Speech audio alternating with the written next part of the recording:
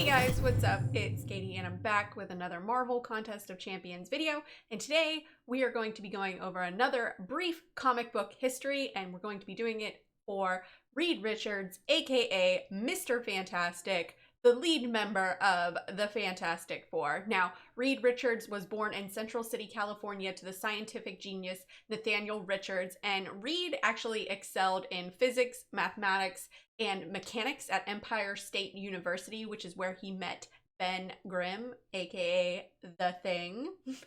later. Now, Reed also attended Columbia University after graduating from Empire State University, where he met Sue Storm. He actually rented an apartment from Sue Storm, and he fell in love with her, but he also met his arch rival there, Dr. Doom. They kind of clashed in both were trying to be, you know, the smartest person in the room, but Doom's ego, aka Victor Von Doom, his ego kind of got the better of him a lot of the time. But like I said, he met his love of his life, Sue Storm, at Columbia, where he actually rented an apartment from her aunt. So after he was finished with all of his schooling, he and the other soon-to-be Fantastic Four members started working on a spaceship so that they could go into space. However, the government denied the flight into space. They snuck onto the ship, and he miscalculated the abnormality of the cosmic radiation, which destroyed the ship, and they crash landed back to Earth, where they all discovered that they had superpowers. Mr. Fantastic discovered that he was super stretchy.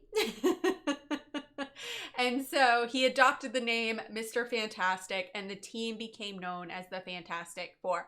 Now, the team has fought so many villains along the way. Most famously is, of course, Dr. Doom, but they've also ran into several others, including Galactus, and most notably the Silver Surfer, who I can't wait for next month, kabam.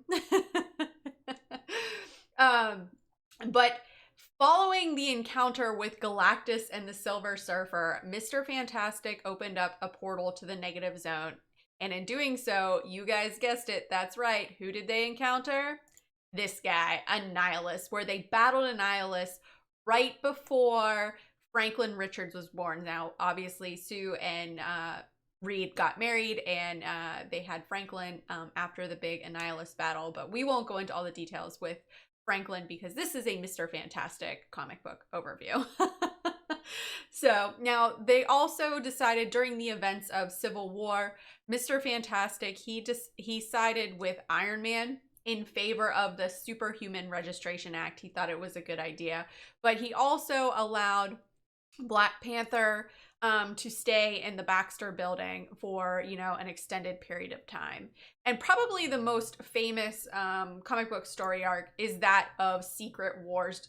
So during Secret Wars, Mr. Fantastic is one of the few survivors to actually come through with his memories intact. Starting to see a little parallel here with the contest.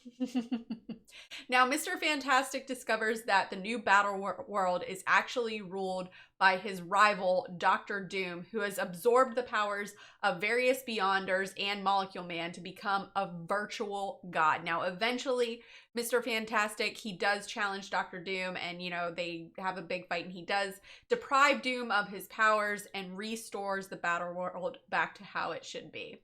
Now, Mr. Fantastic, he's obviously gained his powers through cosmic radiation, and he gained the power of elasticity. And so basically he has the ability to convert his entire body into a highly malleable state. Now, this allows him to, you know, really take a beating. He can be punched hard, he can be squished, you name it, he can take it. He can even transform himself into an inanimate object, such as a mailbox, which is like crazy. However, though, despite his great malleability, I think I said that right. Anyway, he can suffer from it. So, like, if he is forcefully stretched to extremes in a short period of time, this causes Mr. Fantastic to suffer intense pain and temporary loss of his resiliency. So he's not going to be able to bounce back. That was a horrible pun. Now, also, if he is shocked, it can make his body so rubbery he basically loses all motor control, or even put him in a liquid state where he can't move, if it is that powerful. So now that we know a little bit about Mr. Fantastic, let's take a look at the MCOC version and see if it lines up with what we know in the comics. Okay, so Mr. Fantastic's strength, flexible pre-fight abilities. Mr. Fantastic is the first champion who can apply pre-fight abilities to an enemy, then let his teammates take advantage of them. So that's really cool, right? It allows a pre-fight ability to be carried over between champions, not just on one champion alone. Crossfight abilities. Mr. Fantastic is the first champion to have crossfight abilities. When he applies crossfight ability to his opponent, that ability will stick with them for the next fights they participate in, even if those fights aren't against Mr. Fantastic. So that's also really cool too. That's showing his like leadership, how he is in the comics. You know, he's a leader.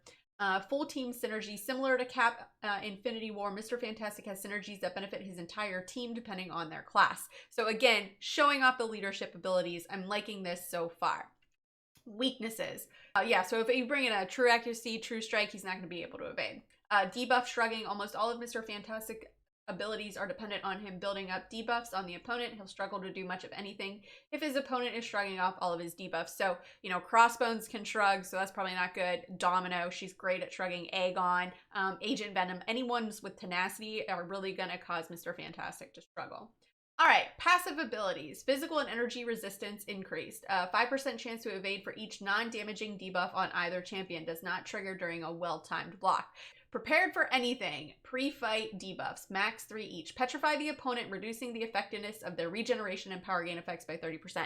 I love this. I love seeing more champs with Petrify.